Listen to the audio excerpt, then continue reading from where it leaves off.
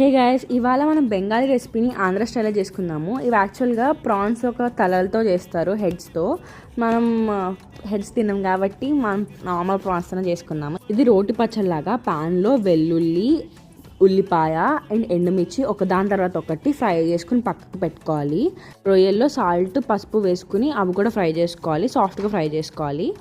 తర్వాత రోట్లో ఒకదాని తర్వాత ఒకటి వేసుకుని దంచుకోవాలి. దీంట్లో నల్ల జీలకర్ర వాడతారు, మీకు అవైలబుల్లో లేకపోతే నార్మల్ జీలకర్ర కూడా వాడచ్చు. ప్రాన్స్తో ఇప్పుడు ఫ్రై కూర చేసుకుంటాము రెగ్యులర్గా, ఇలా డిఫరెంట్గా ట్రై చేయండి, చాలా బాగుంటుంది.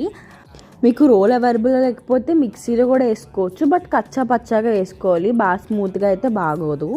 ఇంట్లో తాలింపు కోసం ఆవ నూనె వాడతారు, మీకు నచ్చితే వేసుకోండి. నేను ఇక్కడ గాను నూనెతో తాలింపు పెడుతున్నాను. ఏం లేదు, ఆయిల్లో కరివేపాకు వేసి పేస్ట్ వేసేయడమే. పచ్చి ఉల్లిపాయలు నంచుకొని తింటే చాలా బాగుంటుంది. ట్రై చేసి ఎలా ఉందో కమెంట్ చేయండి. Thank you for watching.